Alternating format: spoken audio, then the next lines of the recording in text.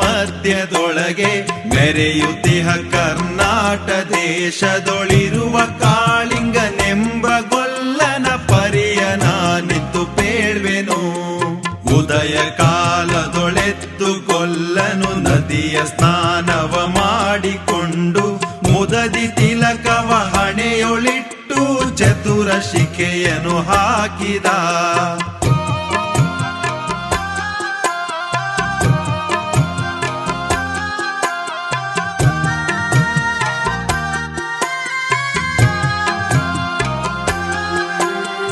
ಎಳೆಯ ಮಾವಿನ ಮರದ ಕೆಳಗೆ ಕೊಳಲನೂದುತ ಗೊಲ್ಲ ಗೌಡನು ಬಳಸಿನಿಂದ ತುರುಗಳನ್ನು ಬಳಿಗೆ ಕರೆದನು ಹರುಷದಿ.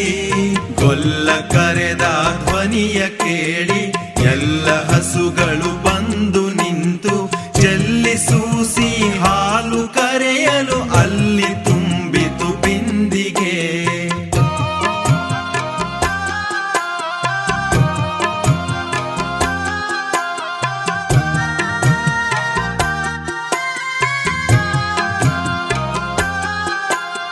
ಹಬ್ಬಿದ ಮಲೆ ಮಧ್ಯದೊಳಗೆ ಅರ್ಭುತನೆಂದೆಂಬ ವ್ಯಾಘ್ರನು ಅಬ್ಬರಿಸಿ ಹಸಿ ಹಸಿದು ಬೆಟ್ಟದ ಕಿಪ್ಪಿಯೊಳು ತಾನಿದ್ದನು. ಪುಣ್ಯಕೋಟಿ ಎಂಬ ಗೋವು ತನ್ನ ಕಂದನ ನೆನೆದುಕೊಂಡು ಮುನ್ನ ಹಾಲನು ಕೊಡುವೆನೆನುತ್ತಾ ಚಂದದಲ್ಲಿ ತಾ ಬರುತ್ತಿರೆ.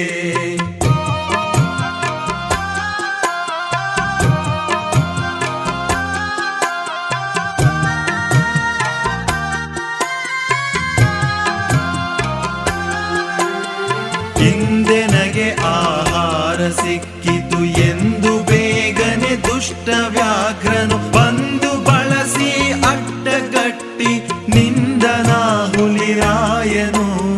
ಮೇಲೆ ಬಿದ್ದು ನಿನ್ನ ನೀಗಲೆ ಬೀಳು ಹೊಯ್ವೆನು ನಿನ್ನ ಹೊಟ್ಟೆಯ ಸೀಳಿ ಬಿಡುವೆನು ಎನ್ನುತ್ತ ಕೋಪದಿ ಕೂಳ ವ್ಯಾಘ್ರನು ಕೂಗಲು.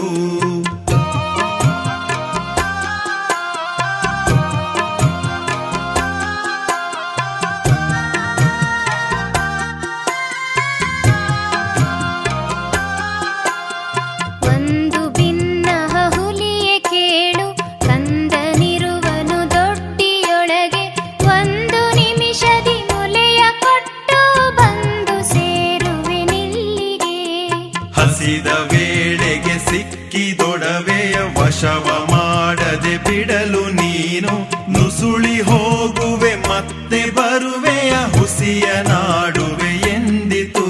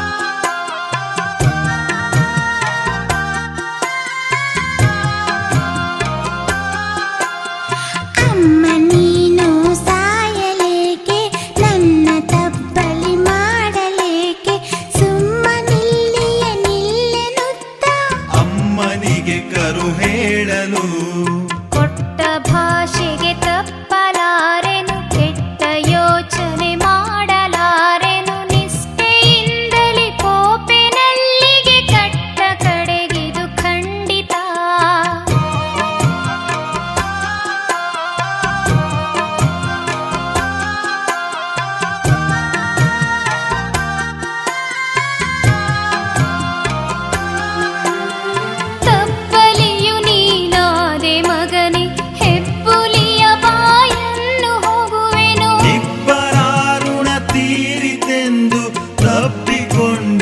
ಕಂದನ ಗೋವು ಕರುವನು ಬಿಟ್ಟು ಬಂದು ವಶವ ಮಾಡದಂತೆ ಗವಿಯ ಬಾಗಿಲ ಸೇರಿ ನಿಂತು ತವಕದಲ್ಲಿ ಹುಲಿಗೆಂದಿತು.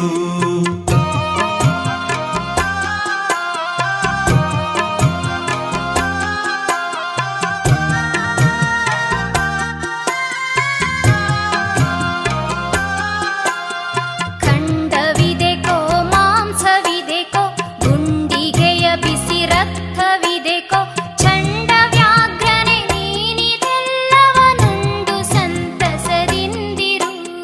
ಪುಣ್ಯಕೋಟಿಯ ಮಾತ ಕೇಳಿ ಕಣ್ಣ ನೀರನ್ನು ಸುರಿಸಿ ನೊಂದು ಕನ್ನೆ ಇವಳನು ಕೊಂದು ತಿಂದರೆ ಮೆಚ್ಚನ ಪರಮಾತ್ಮನು.